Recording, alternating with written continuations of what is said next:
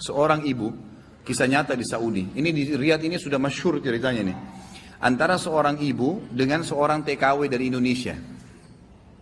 Ada satu ibu sudah divonis di Saudi, operasi kanker dia terakhir sebulan lagi.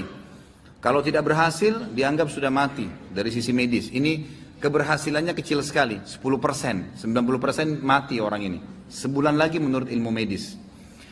3 hari setelah divonis begitu sama dokter, sebulan lagi operasi terakhir, datang pembantunya dari Indonesia.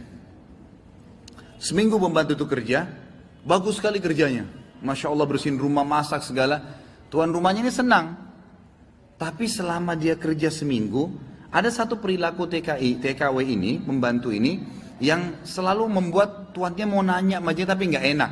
Akhirnya setelah seminggu itu ditanya, ternyata dia kalau siang hari, habis selesaikan kerjaan semua, habis siapin makan, dia masuk kamar mandi, lama di kamar mandi pembantu ini.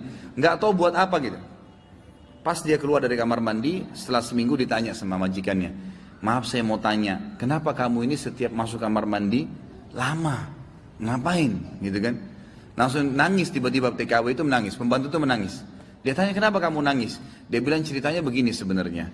Sebelum saya berangkat ke Saudi di Riyadh ini, 12 hari, ya sebelum saya berangkat ini, 12 hari sebelumnya saya baru melahirkan. Dan saya punya bayi di Indonesia. Saya lagi susuin. Nah saya tinggalkan karena keadaan ekonomi. Terpaksa saya tinggalkan. Visa sudah keluar, saya melahirkan, saya berangkat. Nah saya masuk kamar mandi ini, saya keluarin air susu saya. Karena kalau tidak payudara saya sakit. Coba, kalau antum dengar keluhan seperti ini dari pegawai, dari staf, dari orang, apa yang antum lakukan? Perhatikan perilakunya muslimah ini, ya. Majikannya buat apa? Ini ternyata menjadi penyebab, penyakitnya hilang. Apa yang dia buat?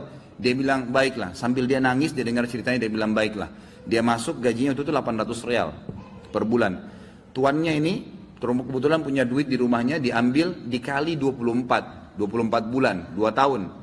Ini kurang lebih ya, sekitar 20 ribu real sekian, 50 juta rupiah. Dikasih pembantunya, ini uang kamu ambil. Besok saya belikan kamu tiket pulang ke Indonesia. Anggap kau sudah kerja 2 tahun.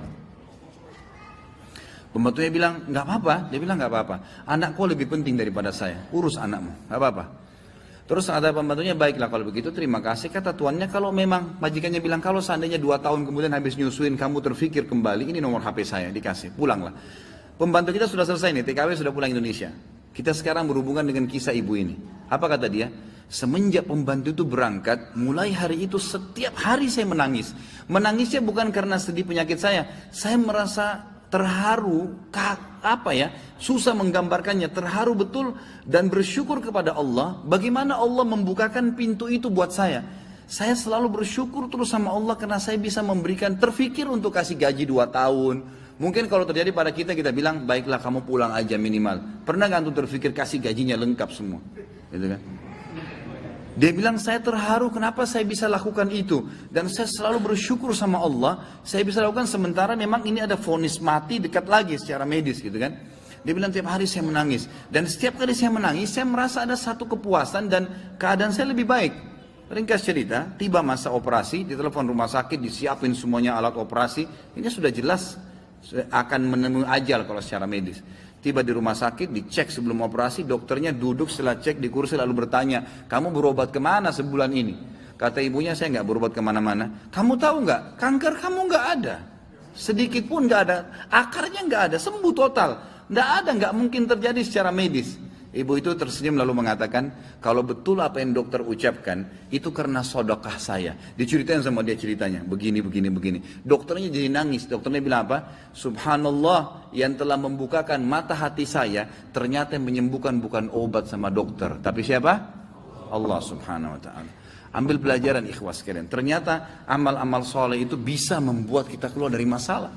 Abdullah bin Umar dan Abdullah bin Abbas radhiyallahu anhum ajma'in, itu kalau beliau sedang menghadapi masalah dan tidak pecah, beliau keluar cari orang miskin dan sedekah, gitu kan? Keluar bertawassul dengan amal soleh, seperti itulah.